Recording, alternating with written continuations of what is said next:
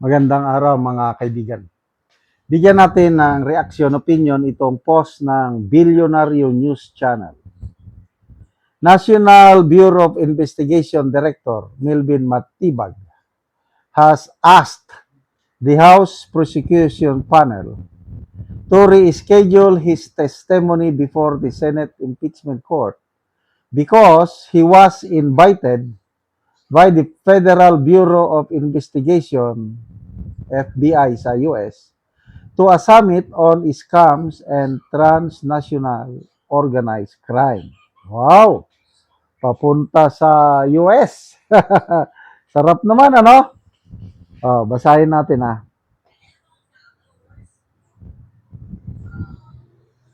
In a letter dated July 10, 2026. July 10, kailan ba ito? Biyernes.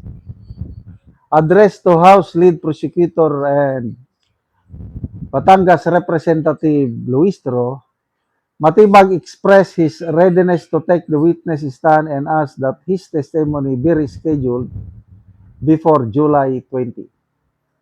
This request is occasioned by an official commitment abroad. The Federal Bureau of Investigation, in coordination with the Royal Thai Police, has invited the National Bureau of Investigation to the inaugural Regional Summit on Scam, Center, Compound, and Transnational Organized Crime to be held in Bangkok, Thailand on 21 to 22 July 2026, the letter read. So, July 21, kailan ba yun? Next week? As Director of the Bureau, I will personally attend to represent the NBI at the summit of Director and Commissioner General level law enforcement leaders across Asia Pacific, which will require my travel and attendance on these dates.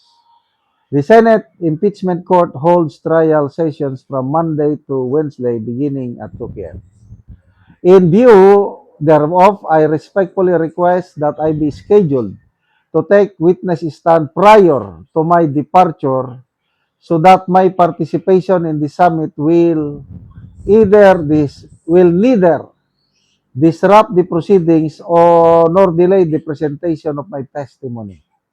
I remain fully prepared to cooperate and to make myself available at any earlier date the panel may determine. Matibag is expected to testify in relation to the threat allegedly made by VP Sara against Marcos Jr., First Lady, and Romualdez. Okay, so pinapa-reschedule. I don't know kung may na-schedule na at nire-reschedule. Ang alam ko, yung day 3 ng trial, dapat ang mag-testify yung regional director ng NBI, Director Lotok. Kaya lang na-reschedule, mag-appear siya on Monday, bukas. Bukas din, na Subpuena, si Attorney Solhueca Lopez mag-appear as hostile or adverse witness. So, kung before July 13, so ang gusto niya within this week na, either July, Lunes, Martes, Miyerkules. Kasi next Monday is July 20 na. 21 and 22 yung summit. Well, bahala na. Diskarte na yan ng prosecution panel. Ang aabangan natin ay yung pagsasalita, paano nila gigisahin si Attorney Solhueca Lopez bukas. Umaasa, sa tingin ko lang opinion ko lang ito. Umaasa ang prosecution, pag isa lang nila si Attorney Solhueca Lopez, baka tingin nila, baka mapaiyak nila ulit. Di ba, last time is nakulaps siya, nagkasakit, ganun. Hindi niya nakayanan yung trauma. nung na cite in contempt siya. But this time, tingin ko, mas malakas na ang loob.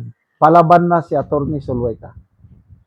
Diba, nung bigla siyang nagpakita sa Senado nung kailan ba yun? Last week? Prepare for Typhoon Inday. Tapos, very kalmado. Kung ano man ang iniisip ng prosecution na mangyari, palagay ko malayong mangyari yan. Palagay ko malaking pagkakamali nila. Excuse me malaking pagkakamali ng prosecution na iharap nila itong si Atty. Zulueta Lopez as adverse witness. Dahil ito, palaban na ito, lintik lang ang walang gante. Magsasalita na yan ng parang kay BP Sara na rin. I might be blooded, but unbowed down. Mga ganun ba? Prepare for Typhoon Inday. Yes, prepare. Kanina, ito, additional information na lang. Sa isang interview, klinaro ulit ni presiding officer, Senator Escudero, na yung announcement niya na 16, yung number of conviction votes still remains, marami daw mga senador na sumuporta sa kanya. At hindi yun mababago unless somebody has to petition the Supreme Court. Up to now, wala pa rin nagpipetition sa Supreme Court.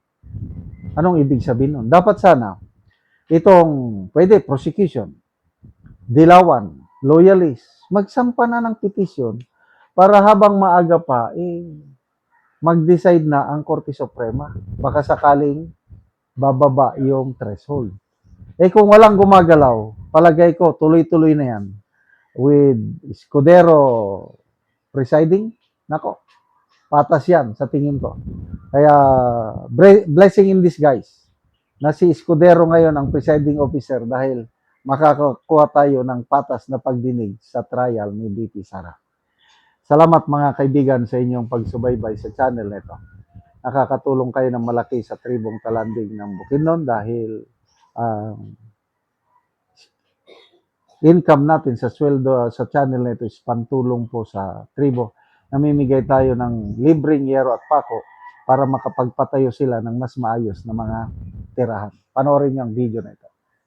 Anak ko sa balay sa natabangan na mo og yero. So muna ni ang itsura sa gawas nga bahin so atong sudlot.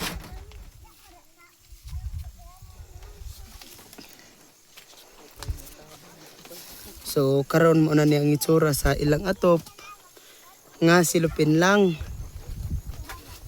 So muna na pod ni ang itsura sa trapal nga ilang atop. So diri na gid in town sila magtulog. Muna ni ang ilang kahimtang.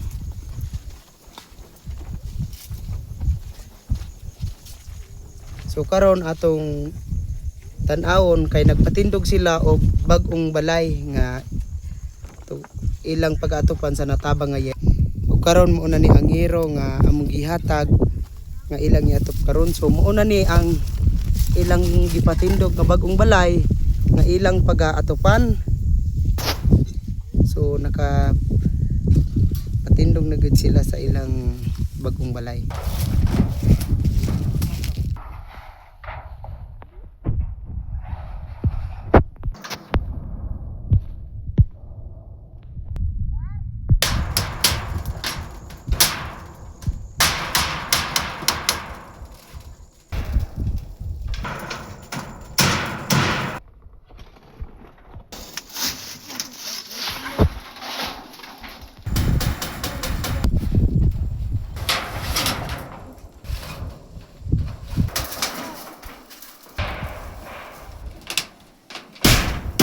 O karon humanagid sa pag-atop ang ginatabang nga yero.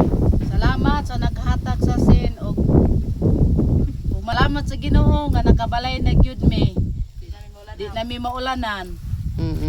So ang inyong payag pila na nakabulan inyong payag nga silupin lang. Trapal. Dugay-dugay na gyud ni nga murag lima na gyud na kabulan. I-assemble ra nga sin aw nga kuan silupin aron na lang iatop. So karon nakabalay na mo og bago. Kabalay na gyud mi. So salamat kayo.